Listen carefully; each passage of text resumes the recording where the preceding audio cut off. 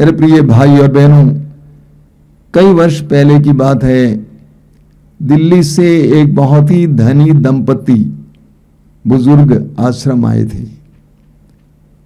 वे उन दिनों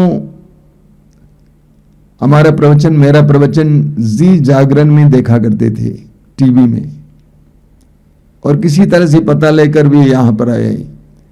करीब सप्ताह भर रुके और उस सप्ताह में बड़ा शनिवार पड़ता था, यानी सेकंड सैटरडे पड़ता था। काफी बड़ी भीड़ आई थी उस समय। उस शनिवार को प्रवचन सुनाने के लिए हमने किसी फादर को बुलाया था पटना से, और वे इस बात पर वचन सुना रहे थे कि प्रभु यीशु जक्केउस को व्यक्तिगत रूप से जानते थे, हालांकि जक्केउस यीशु से मिला नहीं था। वे दंपति जाने से पहले मेरे कमरे के सामने आए, दोनों हाथ जोड़े हुए थे और पति रो रहे थे।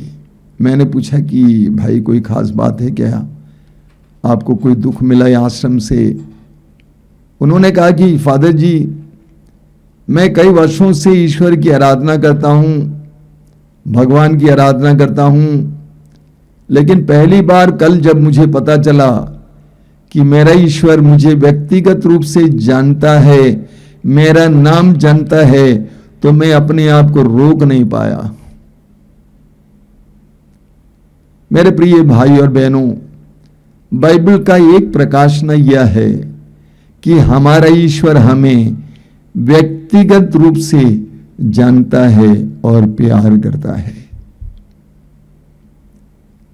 हम सुसमाचारों में पढ़ते हैं कि प्रभु यीशु चारों ओर घूमते थे, लेकिन यह भी पढ़ने को मिलता है कि उनके चारों ओर बहुत बड़ी भीड़ लग जाती थी। जहां कहीं भी जाते थे भीड़ भीड़ भीड़। लेकिन एक और बात हमें देखने को मिलती है, वो बात यह है, उस भीड़ में भी प्रभु के कान किसी आवाज की खोज में थे। प्रभु की दृष्टि किसी व्यक्ति की खोज में थी। सुसमाचारों में हमें बहुत सारे उदाहरण मिलते हैं। लूकस के सुसमाचार के अध्याय 18 में हम पढ़ते हैं कि प्रभु यीशु यरीको नगर से गुजर रहे थे। यरीको नगर उस जमाने में काफी बड़ा शहर था और नगर में कोलाहल होता ही है, आप सभी जानते हैं। ऊपर से जब प्रभु यीशु वहां से गुजर रहे थे, बहुत ज्यादा आवाज हो रही थी।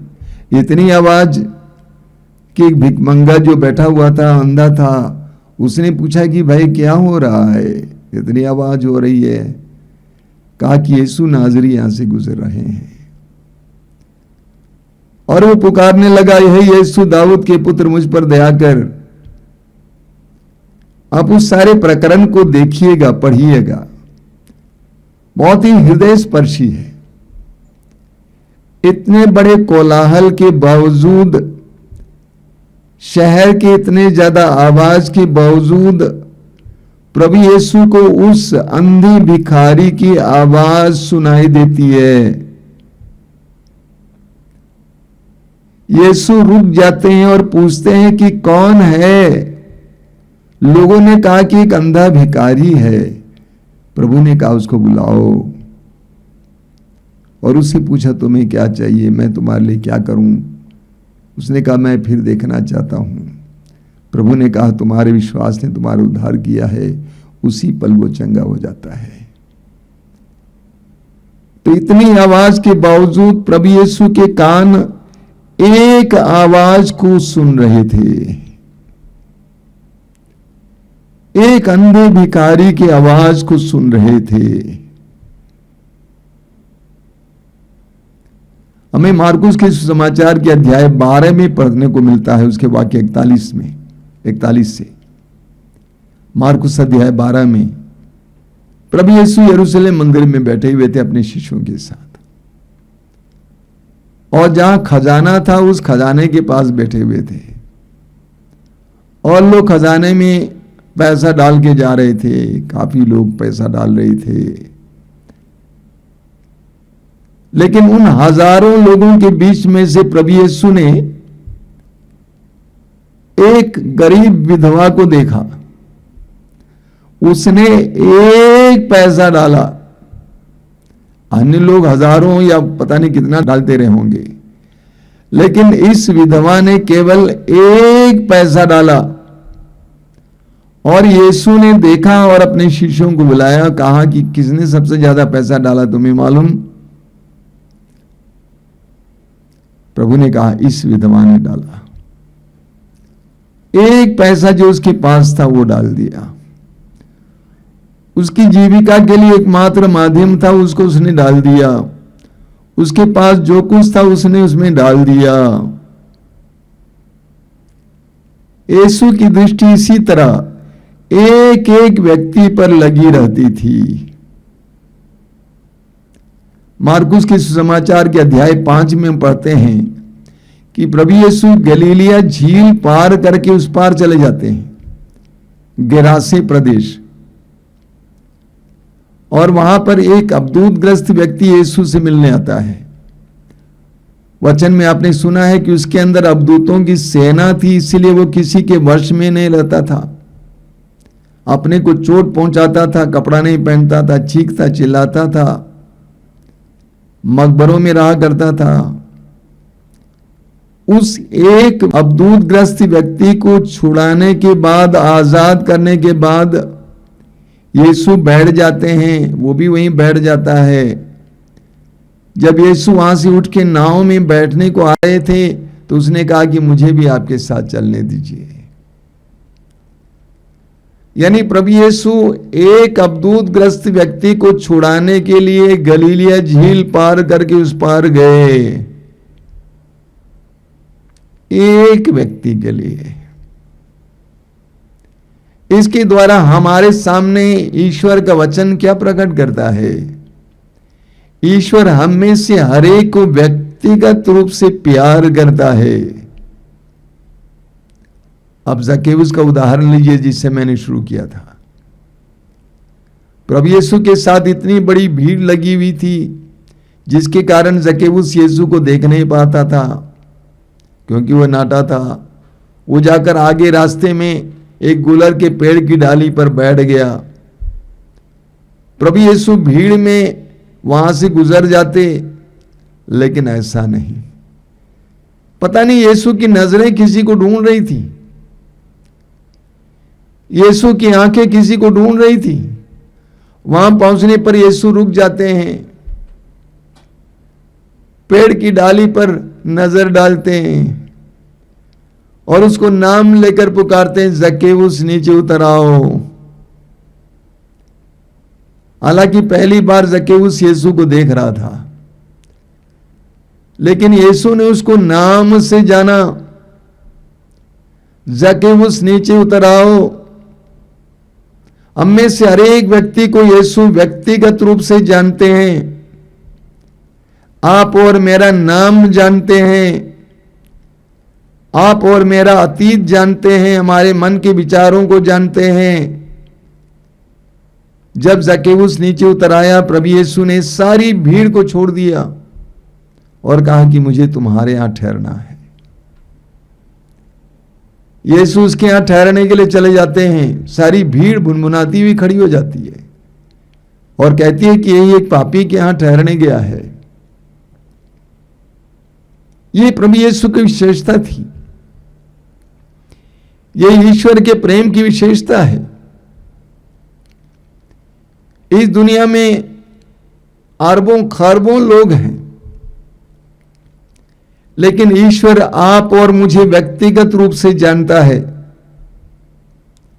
इस्यास नबी अध्याय 43 वाक्य 4 में आपने बार बार सुना है, प्रभु कहते हैं कि तुम मेरी दृष्टि में मूल्यवान हो और महत्व रखते हो, मैं तुमको प्यार करता हूं। और सुसमाचारों के द्वारा यह बात बिल्कुल स्पष्ट हो जाती है कि प्रभु हर एक व्यक्ति को व्यक्तिगत रूप से प्यार करते हैं, हर एक व्यक्ति को व्यक्तिगत रूप से जानते हैं। मार्कुस अध्याय 5 की उस नारी का उदाहरण लीजिए। आज मैं कोई नया वचन नहीं दे रहा हूं, जिसको 12 साल से रक्तस्राव की बीमारी थी। उसने चुपके से जाकर यीशु के कपड़े के पल्ले को छू लिया, कपड़े के पल्ले को छू लिया, और यीशु ने उस नारी के स्पर्श का अनुभव किया, क्योंकि यीशु के शरीर से शक्ति बह निकली थी। यीशु ने शिष्यों से पूछा कि किसने मुझे छुआ है? शिष्यों ने कहा कि प्रभु आप कैसा सवाल कर रहे हैं, लोग आपके ऊपर टूट पड़ रहे हैं। एक नारी, उस नारी के स्पर्श को यीशु ने अनुभव किया। सुसमाचारों में बार बार ये बात आपको देखने को मिलती है कि एक व्यक्ति को बचाने के लिए, एक व्यक्ति को चंगा करने के लिए, एक व्यक्ति को छुटकारा देने के लिए यीशु जोखिम उठाते हैं, जाते हैं। यूहन्ना अध्याय 4 की उस समारी स्त्री का उदाहरण लीजिए। प्रभु यीशु दोपहर के समय उस निर्जन प्रदेश में उस कुएं के पास सारे शिष्यों को गांव में भेजकर अकेले बैठे रहते हैं। एक व्यक्ति के इंतजार में, समारिया की रहने वाली उस नारी के इंतजार में, उसके जीवन में प्रवेश करने के लिए, उसको एक ताजा जीवन प्रदान करने के लिए इन सारे वचनों को पढ़ता हूं तो इस बात का एहसास होता है कि प्रभु का हम में से हर एक के प्रति कितना गहरा प्रेम है। The Lord is doing the same to every one of us. प्रभु यीशु हम में से हर एक के साथ इसी तरह कार्य करते हैं, एक व्यक्ति के लिए, क्योंकि वो मूल्यवान है, क्योंकि वो महत्वपूर्ण है। उस एक व्यक्ति के लिए प्रभु कार्य करने के लिए तैयार हो जाते हैं। जरा सोचिए, गलीलिया झील पार करके यीशु चले जाते हैं, काफी बड़ा झील है, सिर्फ एक अवधूत ग्रस्त को छुड़ाने के लिए, क्योंकि प्रभु का हमारे प्रति प्रेम अगम्य है, महान है, एक एक व्यक्ति के प्रति। इस बात पर अगर आप विश्वास करेंगे, आपकी जिंदगी बदल जाएगी कि प्रभु मुझे व्यक्तिगत रूप से जानते हैं और प्यार करते हैं। आप भी उनसे व्यक्तिगत रूप से प्यार करना शुरू करेंगे, आप भी उनसे बातचीत करना शुरू करेंगे, आपके जीवन में प्रभु के प्रेम का एहसास आपको होगा। आइए हम प्रार्थना करें। प्रभु यीशु धन्यवाद देते हैं आज के सुंदर समय के लिए,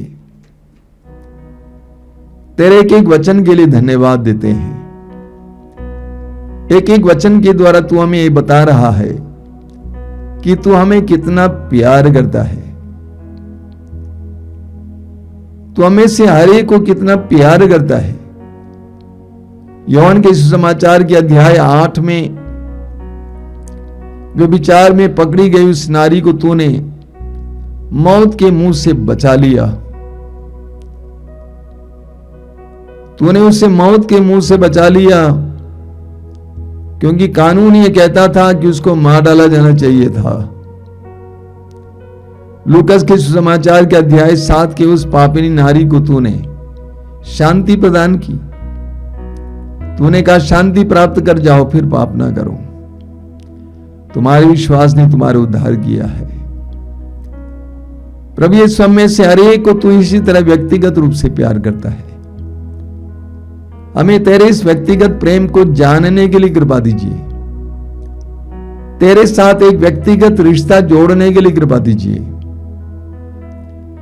तू हम में से हर एक को व्यक्तिगत रूप से जानता है, हमारे अतीत को जानता है, हमारे भविष्य को जानता है, हमारे मन की हर एक बात को जानता है, हमारे जो करने वाले हर एक कार्य को जानता है, हमारी दुर्बलताओं को और बलों को जानता है। ये ज्ञान हमें दीजिए। तेरे इस व्यक्तिगत प्यार के लिए सही जवाब देने के लिए कृपा दीजिए। धन्यवाद है प्रभु यीशु, तेरी स्तुति, तेरी आराधना, तेरी महिमा।